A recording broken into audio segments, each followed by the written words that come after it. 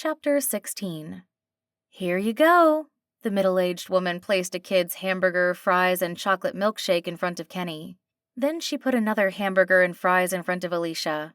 Her eyebrows rose as she placed the third hamburger in the middle of the table. Enjoy your meal. Thank you, Alicia managed as she watched the pink polyester uniform skirt stick to the back of the waitress's thighs as she walked away. Kenny had already taken the ketchup bottle and covered all his food in red.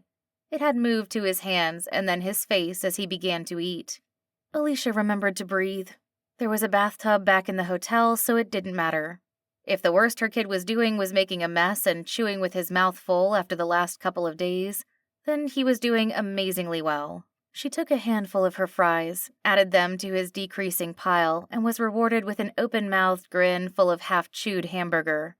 Alicia ate a few of her fries as she glanced at the door. Cedar could be back at any minute. He hadn't told her where he was going, but she guessed that he would be getting rid of the car they had driven and picking up a new one. The thought was unsettling, but more importantly, she wanted to talk to her son before he came back. "So I was thinking," she said. Kenny glanced at her to let her know he was listening. Then he went back to giving most of his attention to the food. "I'm not sure that we should stay with Cedar for much longer." "Why?"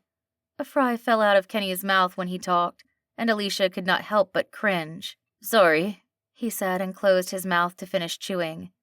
"I'm not sure that Cedar is a good person. I don't want him taking you to see this king. I think he may be trying to take you away from me." "Is the king my dad?" Kenny asked. "Yes, I think he is." "You said the king isn't a good person. If he wasn't a good person, then why did you have me with him?"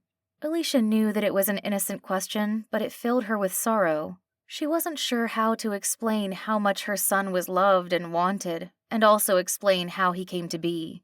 She knew one day she would have to tell him in more detail, but not yet. "That is complicated. Someday I promise I will tell you. But for now, will you trust me that he is not a good person, but that I love you so much and am so lucky that you are my son?" "Will you trust me too, Mommy?" "With what, Kenny?"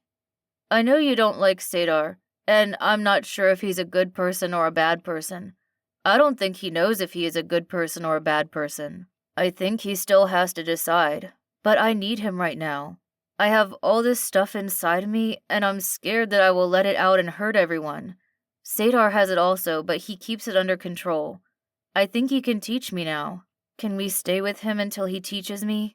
I promise if he decides to be a bad person to let you know and we can leave." Alicia looked at her son and wondered when he got to be so wise. "I'm sorry, Kenny. All that was happening to you and I had no idea. I kept telling everyone they were making it up, but you needed my help, not my dismissal." "Even I didn't think I had magical powers. Well, maybe I wondered a little. So, we can stay?" "We can stay for a bit longer, but not too much longer. I still don't trust him."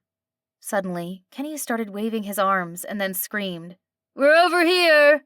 Even though only a few other diners were in the restaurant. Cedar could have easily found them, but Kenny probably wanted to make sure she knew to stop talking about him. She had one sharp kid.